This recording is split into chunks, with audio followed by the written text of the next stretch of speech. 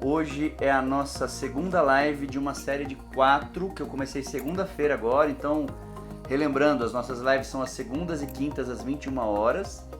E na segunda-feira agora dessa semana eu iniciei uma série de 4 lives onde a gente vai falar de como a gente pode se manter produtivo na nossa rotina de veterinário, que não é nada fácil. Quem trabalha com clínica sabe muito bem do que eu estou falando. Os nossos desafios são enormes.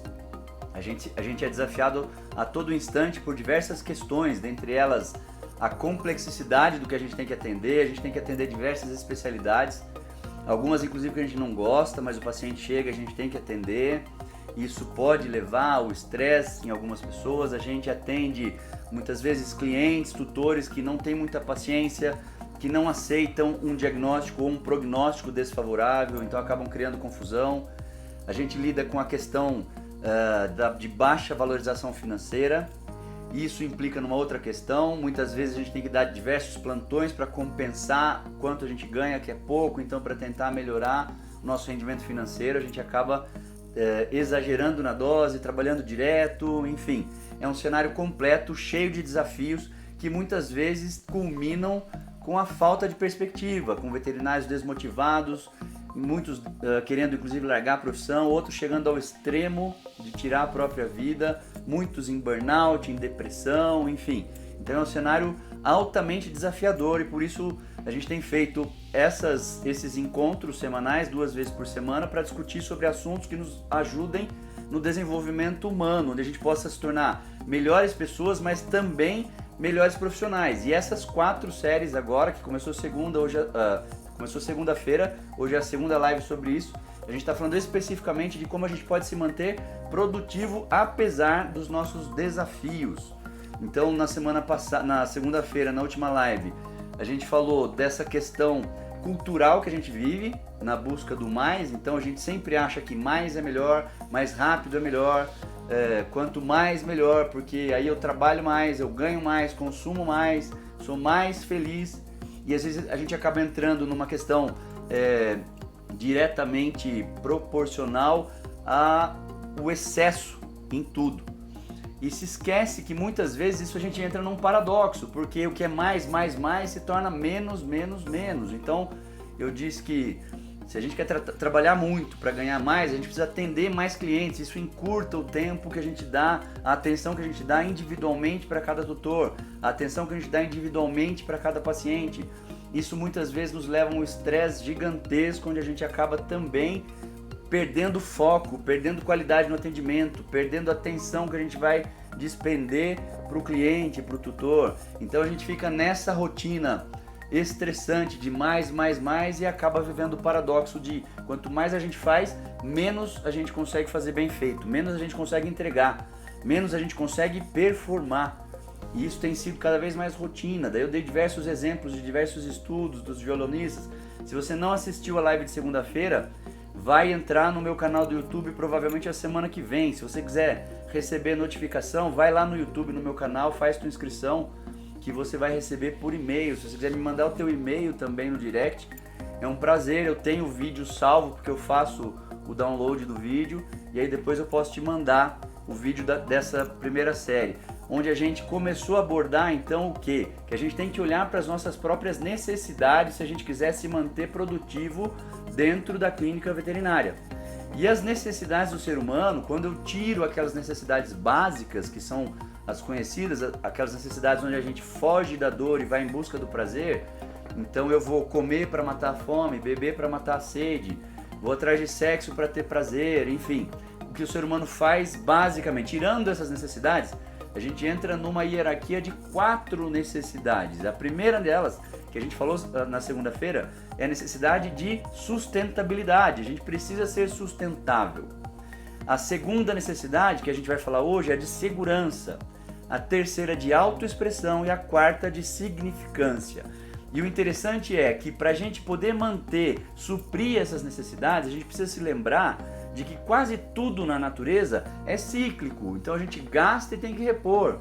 E isso é um movimento cíclico que a gente tem que olhar para a gente mesmo para poder manter essas necessidades atendidas e então conseguir manter um nível de produtividade, o nível daquilo que a gente entrega para o nosso paciente, que a gente entrega para o nosso cliente, o tutor, enfim. E aí para cada uma dessas necessidades a gente tem uma fonte de energia, que é onde a gente tem que olhar para conseguir suprir e para conseguir acabar com essa necessidade. Então a necessidade da sustentabilidade, a fonte de energia reciclável é o nosso corpo. Daí eu falei, dei diversos exemplos de o que a gente tem que fazer para poder manter uma saúde, desde uma alimentação balanceada, desde exercício físico aeróbico, meditação, alongamento. Então foi bem legal as dicas que eu dei, passando pelas questões passivas, como um sono de qualidade, tirar férias, descansar. Não adianta a gente trabalhar direto, porque isso só vai nos levar ao estresse. A gente tem que lembrar que a gente precisa recompor esse gasto de energia que a gente teve. E quando a gente não recompõe isso de forma saudável, o que acontece? O nosso corpo começa a buscar por uma energia chamada de baixa octanagem, ou seja, uma fonte de energia que, além de não ser muito produtiva, ela acaba sendo deletéria para o próprio corpo. Então, se eu não me alimento bem, eu preciso buscar alimentos com maior fonte de açúcar para gerar glicose para me dar energia. Se eu não durmo bem, eu começo a ficar estressado e isso começa a alterar o meu comportamento, alterar minha produtividade, que eu preciso buscar remédio para dormir. Se eu não tiro férias para ter lazer, para ter prazer, o corpo acaba pedindo um outro tipo de lazer, como excesso de álcool, enfim, e outras coisas até piores. E hoje a gente vai entrar especificamente no nosso assunto do segundo nível de necessidade, que é a necessidade de segurança. E para cada necessidade, lembra, tem uma fonte reciclável de energia. Como a gente está falando de segurança, a fonte de energia reciclável que vai me dar essa segurança é o meu estado emocional. É como eu me controlo emocionalmente. E por que eu preciso me preocupar tanto com isso? Porque quer você observe ou não, quer você já tenha percebido ou não, o que a gente sente determina a nossa performance. Eu vou repetir, o que a gente sente, portanto as nossas emoções, vão determinar a qualidade do que eu produzo, a qualidade do que eu entrego, a qualidade da minha performance. Isso é universal, quer você assuma isso ou não, quer você já tenha percebido isso ou não. Então, quanto mais a gente recicla o nosso estado emocional, quanto mais a gente busca, evoca por emoções positivas, melhora a minha performance, melhora o meu desempenho profissional, melhora aquilo que eu entrego, o resultado fica melhor, o impacto fica cada vez melhor. Por que isso? Porque as emoções, elas são determinantes nas nossas decisões. Eu já estou cansado de falar isso, em todas as lives praticamente eu falo isso, porque essa é uma questão primordial para a gente entender o desenvolvimento humano como um todo. Tudo que eu decido na minha vida depende das minhas emoções, então eu tenho que cuidar das minhas emoções para poder tomar decisões mais corretas, mais coerentes, mais acertadas. E todo mundo sabe, quando a gente não está bem emocionalmente, passando por problema, por um turbilhão emocional, e todo mundo uma vez ou outra vai encarar um problema desse na vida, que vai se abalar muito emocionalmente, as coisas não dão certo.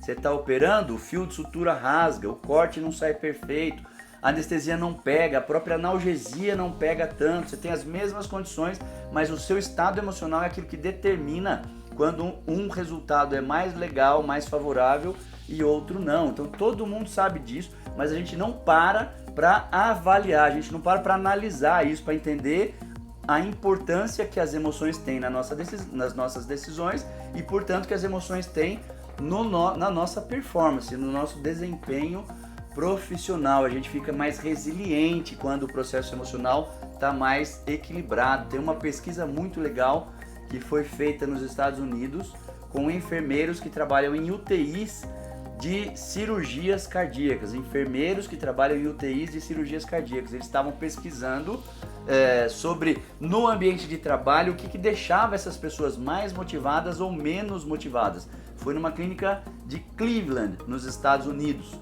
E o que aconteceu? Eles ficaram surpresos com o tipo de resposta destes enfermeiros. O que mais deixa você desmotivado com o teu trabalho? E a resposta foi quase que unânime. A falta de valorização que os médicos têm sobre o nosso trabalho.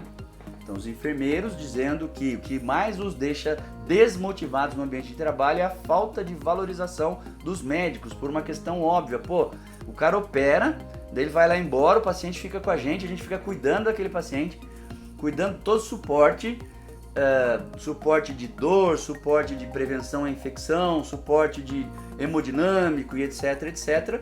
E eles não têm a sensibilidade depois de vir discutir com a gente sobre o caso clínico, perguntar a nossa opinião de quem merece ter alta, de quem não tem alta, como é que eles estão.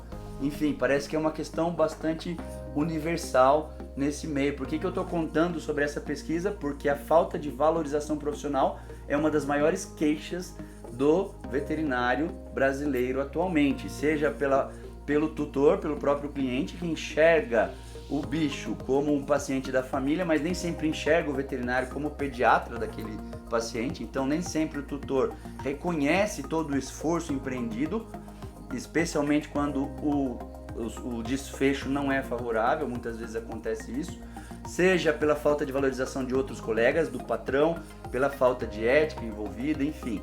É uma questão que a gente lida todos os dias e isso tem a ver com o nosso status emocional. Por quê? Porque as pessoas que lidam bem com as próprias emoções, elas conseguem lidar um pouco melhor com esse cenário de falta de valorização. E cada um lidando bem com as próprias emoções também tem condição de olhar para dentro de si e entender os próprios valores. Então você consegue, por exemplo, lidar melhor com crítica, lidar melhor quando alguma coisa não sai da forma que você esperava, pelo tanto que você se empenhou, enfim. E procurar problema é uma questão natural do ser humano. Foi isso que nos trouxe até aqui no processo evolutivo. Por quê? Porque imagina, há 70 mil anos, nas savanas africanas, onde a gente não tinha um ambiente mais favorável para a gente prosperar, era cheio de predador que podia nos matar. Então o cara que ficava lá à toa, contemplando a natureza, esse cara não sobreviveu. Quem sobreviveu? Quem ficava buscando problema e se antecipava a esse problema. Então a genética que foi transmitida desde então até os dias atuais é de pessoas que ficam procurando problemas. Então quando você não se sente valorizado, isso bate internamente e acaba te deixando extremamente desmotivado. E sentir-se valorizado é uma necessidade humana mais negligenciada no ambiente de trabalho, não só na veterinária, no ambiente corporativo como um todo. O fato da gente se sentir valorizado é uma necessidade humana básica, intrínseca. Desde que a gente nasce, a gente tem essa necessidade. Aliás, tem uma síndrome de alguns bebês, que eu estou me lembrando agora, eu esqueci o nome específico da síndrome, mas os bebês deixam de ganhar peso quando eles não têm o amor, o afeto, o carinho necessário pelos primeiros cuidadores, seja a equipe de obstetrícia, seja os pais, enfim, bebês abandonados, eles não ganham peso pela falta de amor, não é pela nutrição somente. Essa síndrome é bastante conhecida. Tem até um experimento uma vez muito antigo do rei da Prússia que impediu a equipe de enfermagem de fornecer afeto para os bebês. Todos morreram. O que mostra que a gente se sentir valorizado emocionalmente, isso é importantíssimo para o nosso ambiente, para que a gente performe, desempenhe melhor o nosso papel. E às vezes é coisa simples que deixa de ser feito. Puta, parabéns pelo procedimento, que legal, como você é competente nessa área, nossa, que coisa, que situação difícil que você conseguiu resolver, poxa, você fez tudo que podia, mesmo assim não deu certo, esse tipo de reconhecimento. Então fica um alerta para os veterinários em si, para aqueles que trabalham em carreira solo, que são donos de clínica ou que fornecem. Obrigado, síndrome da abstinência neonatal. Obrigado, Julie, muito obrigado. A valorização não é apenas por dinheiro, exatamente. A gente se sentir valorizado nesse aspecto é o que nos deixa motivado para continuar performando bem. E especialmente para quem é dono de hospital, dono de empresa, líder de forma geral, que falem mais isso, que valorizem, porque isso nutre a questão emocional que está ligado com a nossa segunda necessidade, que é a necessidade de segurança. Então, receber elogio, receber afeto, nos deixa emocionalmente mais estáveis e nos dá segurança no ambiente de trabalho. Quando a gente se sente desvalorizado, aumenta medo, aumenta a distração, a gente perde o foco, perde a atenção no que a gente está falando. Se eu estou dizendo do ambiente veterinário, onde a gente trata com vidas e essas vidas representam os filhos dos tutores, a gente sabe que os pets são considerados membros da família, então perder foco, ficar distraído numa prescrição ou num ambiente, numa cirurgia, numa anestesia ou mesmo num diagnóstico, enfim, no próprio atendimento clínico, pode representar a diferença entre a vida e a morte de um paciente. A gente sabe que pode, isso acontece todo dia. Acaba drenando a nossa energia. Quando a gente vai se sentindo desvalorizado cronicamente no nosso ambiente de trabalho, a gente drena, aquela questão emocional deixa a gente muito mais cansado do que a gente tivesse corrido uma maratona ou feito um campeonato de crossfit, que é o que está todo mundo fazendo hoje, que deve ser muito legal, mas eu não consigo. Aumenta a nossa ansiedade, a gente se sente mais ansioso, a gente perde criatividade, a gente enxerga menos, porque cada vez que a gente evoca a emoção negativa e a falta de valorização é evocar uma emoção negativa, a gente sabe que o nosso espectro de resposta é muito mais limitado. A gente entra em duas respostas, luta ou fuga, diferente de quando a gente vive num ambiente mais leve, num ambiente mais feliz, onde as emoções positivas são mais evocadas, e isso aumenta o nosso espectro de resposta, de oportunidades. A gente enxerga mais oportunidade, portanto a gente enxerga outras diferenças no tratamento dos nossos pacientes. Então, conviver num ambiente onde você se sente valorizado é primordial para você manter a sua saúde emocional, e isso é básico. Então eu estou dizendo, desde o bebê, desde o recém-nascido, a gente se sentir acolhido, valorizado, aceito, amado dentro do nosso próprio nicho é fundamental para que as coisas saiam de forma positiva, é fundamental para que a gente alcance resultados melhores, para que o nosso trabalho evolua, para que a gente evolua como ser humano e como profissional. Tem uma pesquisa bem legal do Instituto Gallup, eu não estou falando qualquer pesquisa, é do Instituto Gallup, onde eles colocam que a maior questão envolvida no fato do colaborador querer continuar na empresa é o que?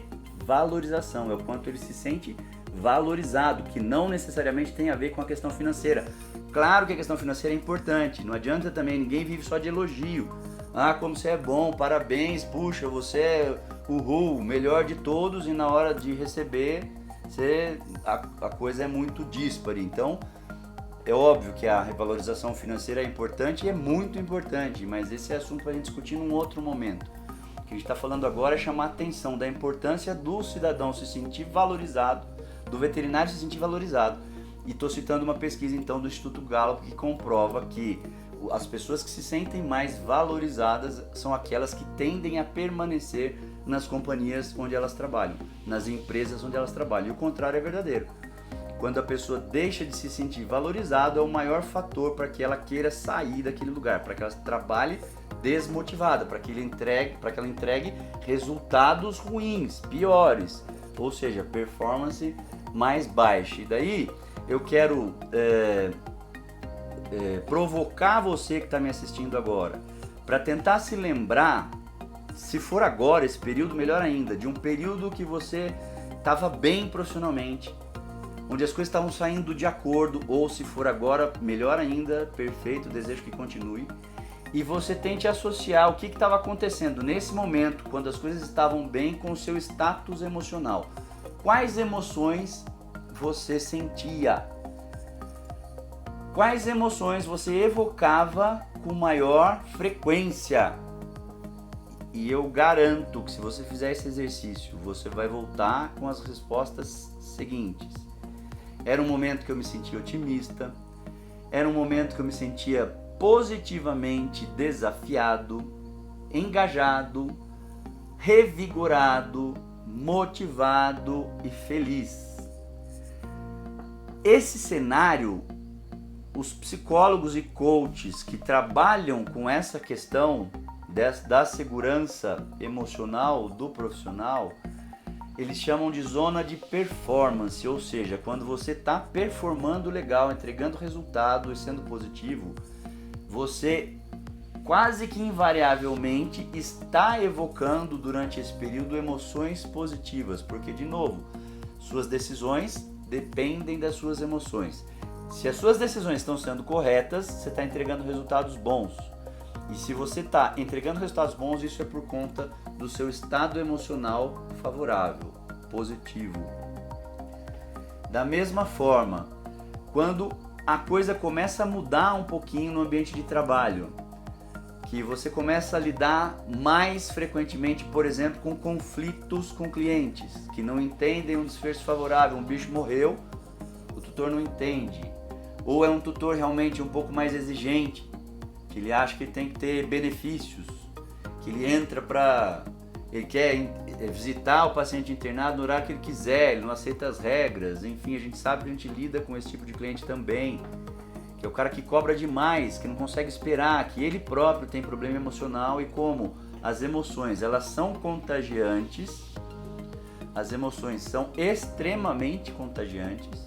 Então quando você começa a virar o cenário e entrar num cenário um pouco mais desafiador nesse aspecto, a maioria de nós acaba mudando da zona de performance para a zona de sobrevivência, que é onde a gente começa a evocar emoções mais negativas, a gente fica mais impaciente, mais irritado, mais frustrado, mais bravo, com mais raiva das coisas, de coisas menores, ou a gente entra na defensiva, fica mais temeroso, mais ansioso, mais preocupado com algum cliente que está ameaçando entrar com um processo ou fazer alguma coisa em rede social, etc, etc. Quando isso começa a virar crônico, então a gente salta dessa zona de performance, que é quando a gente tem as emoções positivas, e vai para a zona de sobrevivência, que é quando a gente ativa o quê? O sistema luta ou fuga, que todo mundo conhece. Esse sistema luta ou fuga, ele acontece por conta do quê? Ativação das nossas amígdalas corticais. A gente falou das amígdalas corticais no nosso último vídeo. Se você não assistiu, pode acessar o YouTube que o vídeo vai para lá. E se inscreve no canal, inclusive. E aí a gente ativa as amígdalas corticais, uma em cada hemisfério cerebral, que vão disparar o alarme, e a gente fica mais engatilhado, ou seja, qualquer outro problema que aconteça, que surja, além daquilo que a gente está vivendo, a gente já engatilha e já fica naquele estado de alerta, assim, praticamente o tempo todo. Parece que alguma coisa está para acontecer de ruim a qualquer momento.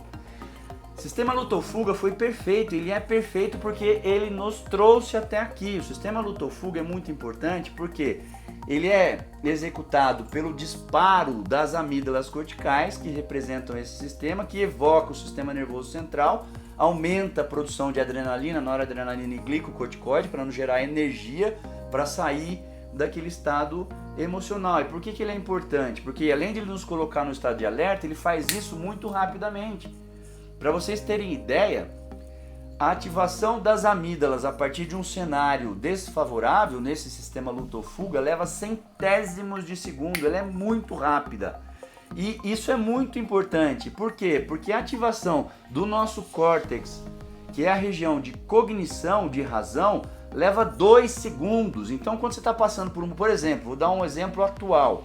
Eu sempre dou exemplo da época das cavernas, de que chega um predador e esse cenário de ativação do sistema luta ou fuga é muito rápido, o cidadão sai correndo daquele predador. Foi isso que nos trouxe até aqui. Mas e no cenário atual? Por exemplo, você está dirigindo na estrada a 120 por hora e de repente alguma coisa atravessa na sua frente. Você desvia rapidamente, em questão de centésimos de segundo. Se você tivesse que pensar para desviar, levaria 2 segundos, você não conseguiria nunca. Tudo bem, às vezes a gente não consegue, mas entende a velocidade de disparo emocional quando a gente está passando por problema no sistema luta ou fuga, como é uma vantagem enorme que trouxe o ser humano até aqui, só que isso tem um preço. O preço da ativação do sistema luta ou fuga, da gente ficar engatilhado nessa zona de sobrevivência, é alto. Por quê? Porque a gente fica secretando cortisol o tempo todo. E cortisol, você sabe melhor do que eu, qual é o problema dele quando ele é secretado cronicamente. Para começar, imunossupressão, a gente acaba ficando mais suscetível a doenças, então doenças virais comuns e outras doenças. Se começa a demorar mais ainda, nosso sistema imunológico cai tanto que muitas vezes as pessoas desenvolvem inclusive câncer, doenças autoimunes, enfim, por conta desse estresse crônico que ela está vivendo, secretando cortisol para liberar energia. Hipertensão arterial, alterações do sistema cardiovascular, alterações do sistema endócrino, isso acaba lesando célula pancreática, levando a diabetes, enfim, levando a Cushing. Você sabe melhor do que eu outras questões desse preço alto, de ficar sempre engatilhado, sempre emocionalmente ativo, esperando alguma coisa, gastrite nervosa e outras questões de saúde física e também de saúde mental, que é o outro preço que a gente paga por ficar com o sistema luto-fuga constantemente ativado nessa zona de sobrevivência. A nossa criatividade, despenca. De novo, já expliquei porquê, mas é tão legal a explicação. Quando a gente se coloca diante de emoção negativa, diminui o nosso repertório de resposta. A gente fica com duas respostas, luta ou fuga, luta ou fuga. Diferente de quando a gente evoca emoções positivas, que a gente enxerga mais coisas, literalmente, não só do ponto de vista metafórico. Você enxerga mais oportunidades, você enxerga mais, por exemplo, opções terapêuticas para o mesmo paciente, simplesmente porque você está num estado emocional positivo. Você passa a ter alteração comportamental na sua casa, ou mesmo com o cliente, ou com o seu patrão, ou seu colaborador, ou com o secretário, com as pessoas que convivem com você de forma geral. A gente reduz a performance. Então, os custos que a gente paga por viver nessa zona de sobrevivência são altos demais. O problema é que a gente acaba fazendo disso, muitas vezes, um meio de vida. A gente se acomoda de viver nesse estado de sobrevivência, sempre engatilhado, sempre esperando alguma coisa ruim acontecer, e a gente demora. Por que a gente demora? Porque a gente não conhece as nossas próprias emoções, porque a gente demora para entender o que a gente sente, a gente demora para reagir ao que está acontecendo com a gente. Às vezes leva anos para uma pessoa tomar uma atitude, por exemplo, de mudar de área profissional, ou mudar de clínica, ou pedir emprego em outro lugar, ou fazer outra coisa que, já que eu não gosto dessa área, eu vou começar a atuar em outra área da veterinária. Ansiedade, insônia, enfim, tudo isso que vocês estão comentando aqui, que vocês conhecem melhor do que eu. E aí entra outra questão. Essa zona de sobrevivência, dependendo do tempo que o camarada fica nela, ou se porventura ele enfrentar um outro problema durante este mesmo momento, para ele sair da zona de sobrevivência e pular para a terceira zona que eu quero comentar, que é a zona do burnout, é isso aqui, é muito rápido. Se o cara fica lá estressado, ele quase que invariavelmente, em algum momento, ele vai cair na zona de burnout, que daí já entra exaustão, já entra depressão, uma tristeza profunda, falta de ânimo, falta de vontade de viver, que daí já é o final do processo. Então a gente tem que acordar e entender a nossa própria dinâmica, entender as nossas próprias emoções, para a gente poder tomar uma atitude mais rapidamente, para a gente poder, não vale a pena, a vida é muito curta, a gente precisa entender isso e tomar uma decisão o quanto antes. A gente precisa correr mais risco, criar mais estratégias, enfim. E aí eu vou dar as dicas no final, como eu sempre faço, de como a gente pode fazer isso. E para a gente conseguir tudo isso, a gente vai para a quarta zona, que é a zona de renovação. Como é que eu renovo as minhas emoções? Eu tenho que me colocar num estado de serenidade, de calmaria, de paz, de despreocupação. A gente precisa amadurecer emocionalmente. Então são 4 zonas emocionais que a gente pode viver. A zona de performance, quando eu evoco as minhas emoções positivas, e quando eu estou evocando emoções positivas mais frequentemente, isso facilita, é quando eu consigo os melhores resultados. De repente, se eu começo a viver algum problema, algum processo ou alguma questão emocional grave, problema na família ou no trabalho, a gente pula dessa zona de de performance para a zona de sobrevivência, que é quando a gente está evocando sempre emoções negativas, a gente fica engatilhado, ativando o sistema luta ou fuga. Tudo parece que vai acontecer e algum problema vai dar pra gente. Depois a gente pode pular da zona de sobrevivência, que é essa, para a zona de burnout, que é aquela zona mais perigosa, que tem que tomar cuidado. E a zona onde eu consigo renovar, que é a zona de renovação emocional. E aí, como é que eu faço para renovar essas emoções? Bom, a gente primeiro precisa entrar num processo de autoconhecimento bem grande. Por que eu insisto no autoconhecimento? Porque ninguém nos ensina como é que esse processamento cerebral das nossas emoções acontece. E é uma questão muito mais de você entender isso do ponto de vista neuroanatômico, neurofisiológico, do que propriamente você sair treinando as coisas, porque muitas vezes você treina e você não entende por que está treinando, aquilo não faz sentido lógico. Então você treina 1, 2, 3, não deu certo, você desiste, como é o que a gente faz com a academia, por exemplo.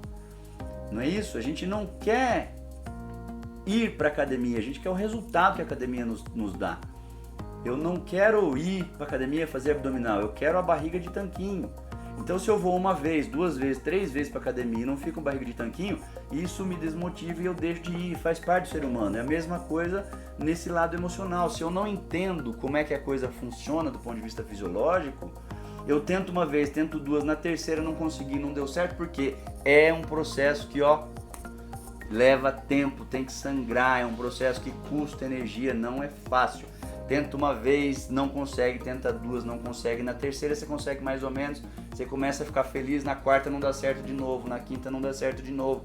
É mudar comportamento, significa evocar novas sinapses, nem sempre a gente consegue. E quando não consegue a gente acaba se desestimulando, mas quando você entende o processo fisiológico e anatômico, como a coisa funciona, você entende por que não deu certo aquela vez, e daí faz mais sentido você continuar tentando. E você se esforçar um pouco mais, e sangrar um pouquinho mais, e se esmerar da outra vez, porque dá certo. Porque pode dar certo, em algum momento vai acontecer e você vai começar a ver a barriga de tanquinho, metaforicamente falando. Então daí você começa a se estimular a continuar fazendo sempre. Então eu insisto, o autoconhecimento é o primeiro passo.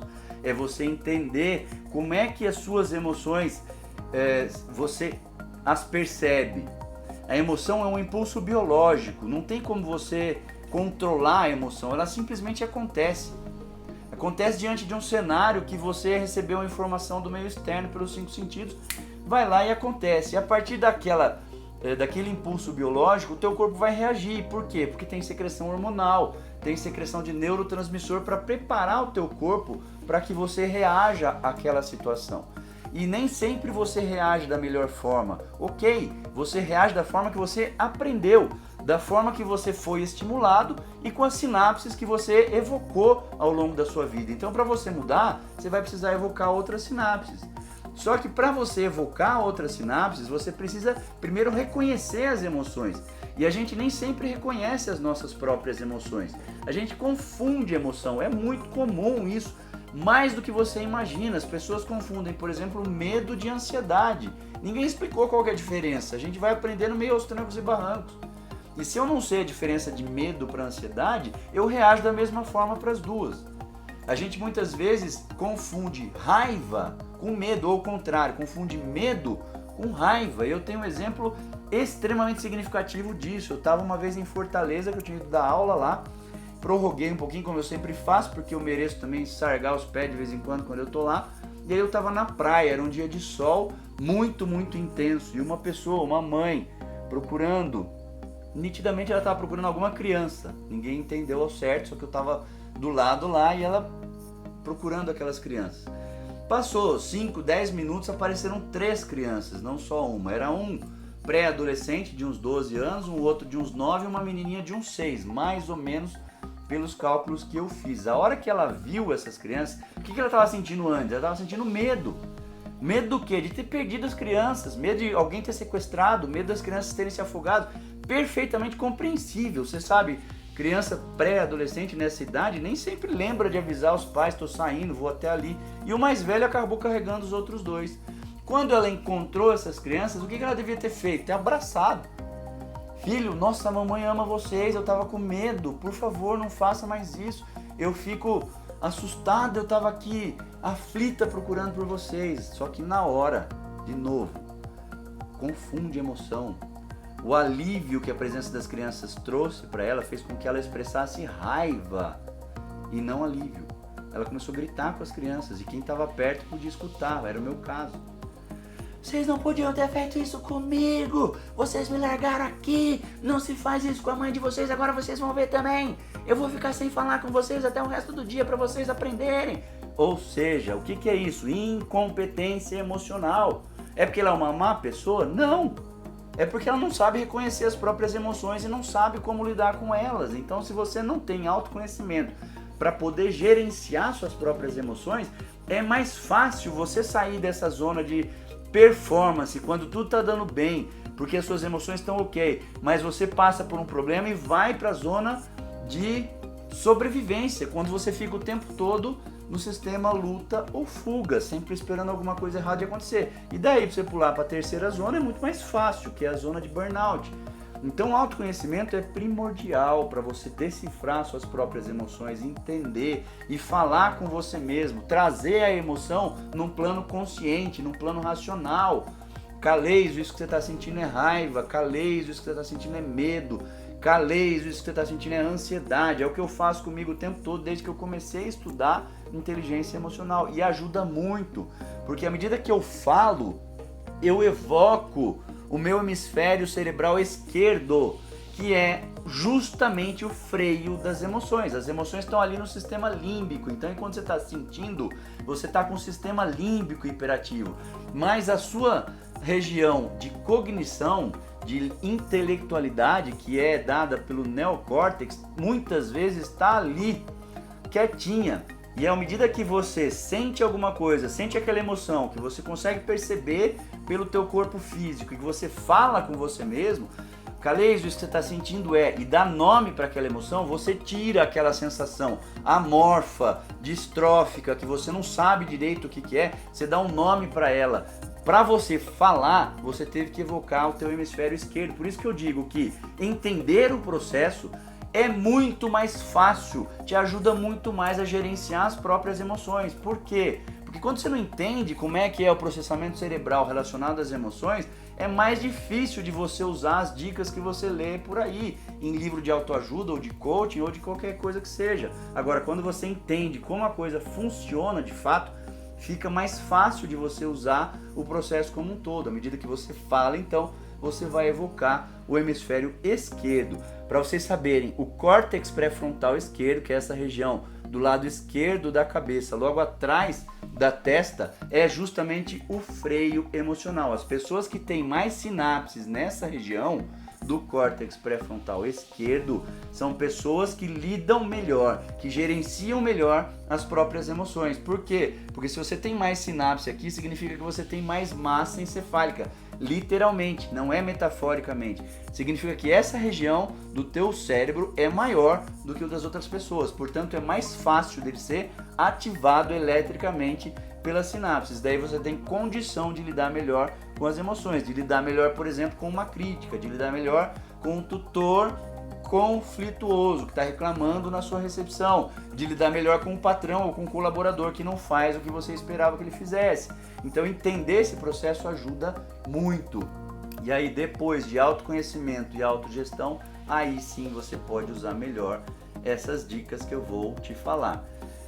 Presta atenção, como o sistema luta ou fuga, que é aquele que a gente ativa na zona de sobrevivência, diante de uma ameaça, que é natural que o nosso corpo faça isso. Como ele ativa o sistema luta ou fuga, ele também ativa o sistema nervoso simpático para secretar adrenalina, noradrenalina, para ir lá na medula da adrenal e também na outra região para secretar glicocorticoide, para fazer a pressão arterial subir, etc, etc. O oposto é verdadeiro. Tudo que você fizer para ativar o nervo vago, que é o parasimpático, ele vai reduzir o simpático e ele vai reduzir essas ações liberadas pelo sistema luta ou fuga. Isso é sensacional, isso é genial.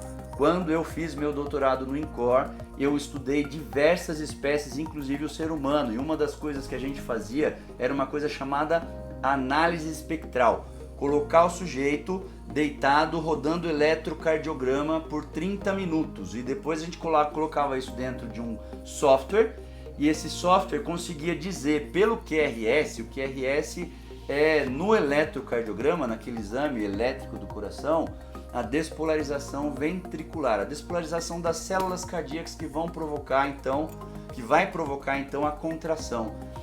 Esse software, ele debridava o QRS, ele conseguia dizer quantos por cento tinha de atividade simpática e quantos por cento tinha de atividade parasimpática sobre o coração. E invariavelmente todos os sujeitos, todos os grupos que a gente estudava, o diabético, o hipertenso, o insuficiente cardíaco, o insuficiente renal, o paciente endocrinopata, enfim, todo mundo, e o normal também, o controle, que tem aumento da atividade vagal sobre o coração, portanto, aumento do parasimpático sobre o coração, tem menos risco de eventos cardiovasculares, de eventos tromboembólicos, ou seja, são pessoas menos propensas a morrer de infarto do miocárdio, menos propensas a morrer de AVC, menos propensas a morrer de tromboembolismo pulmonar, por exemplo, e outras questões. E aí você pega e começa a estudar inteligência emocional e você descobre que as mesmas pessoas que têm o sistema parasimpático ativado morrem menos do coração, são as pessoas que controlam melhor as próprias emoções.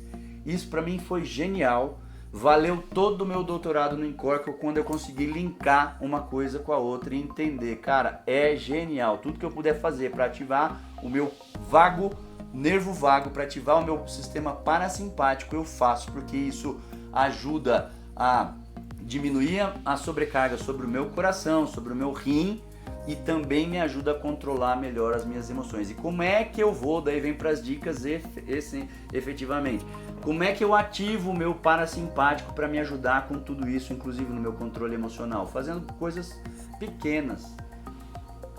Por exemplo, lavar o rosto com água gelada. Por exemplo, cantarolar. Por algumas razões. Primeiro que eu imponho uma pressão sobre o meu tórax, o vago passa lá dentro sobre o tórax, então ele aumenta a secreção de acetilcolina pelo vago. Eu também estou estimulando a minha garganta, assim como quando eu assobio. Isso também estimula o meu vago, é tudo coisa que pode reduzir o meu estresse emocional. Exercício físico aeróbico não tem discussão, é primordial. Se você quiser ter mais saúde, controlar melhor suas emoções, exercício físico precisa entrar na sua rotina de vida, pelo menos 3 vezes por semana, pelo menos meia hora, 40 minutos por dia de exercício aeróbico. Não adianta ser outro tipo de exercício. Quer ver outra coisa? Alimentação que vai melhorar a sua flora intestinal, os probióticos, porque intestino, o sistema gastroentérico, via de regra, ele tem uma relação muito grande com o sistema parasimpático, com o vago. E a outra questão, acessar suas memórias positivas. Todo dia, para 5, 10 minutinhos por dia e fique se lembrando de coisas pelas quais você precisa agradecer. Coisas da sua vida, do seu cotidiano, sua saúde, sua família, seu emprego, o fato de você estar vivo e etc. Isso também estimula a gratidão, que ajuda a controlar suas emoções. E eu não poderia deixar de falar, obviamente, eu vou falar isso em todas as lives, porque é uma questão que tem mudado a minha vida positivamente. Meditação também ajuda a balancear o sistema nervoso autônomo, melhorando o tônus do parasimpático, melhorando o vago e ajudando você a controlar melhor as suas emoções. É isso que eu tinha para falar para vocês, meus amigos. Obrigado mais uma vez pela presença de todos. A gente volta na segunda-feira que vem conversando sobre o terceiro aspecto para nos manter produtivos e motivados no nosso dia a dia, na nossa rotina, apesar dos desafios que a gente tem que enfrentar. Obrigado pela presença de todos. Bom descanso para vocês. Eu estou hoje mais do que o normal, muito feliz, porque amanhã a gente vai para o sexto Evolution. Começa amanhã. Para quem está aqui na sala, que está inscrito no Evolution, seja muito bem-vindo. Já estamos com todas as coisas bem preparadas. Vai ser sensacional mais uma vez. Obrigado vocês. A gente se vê na segunda-feira. Um recado, essa live vai subir para os stories do Instagram, só que o Instagram só deixa por 24 horas. Depois a gente dá uma editadinha nela e vai pro meu canal do YouTube, Caleiso Rosa. Se você não se inscreveu, se inscreve lá, ativa o sininho para você receber as notificações. Semanalmente a gente tem colocado conteúdo legal para o seu desenvolvimento e para a gente se desenvolver como classe. Valeu, gente, um abraço, beijo no coração, bom descanso para vocês. Até amanhã, se Deus quiser.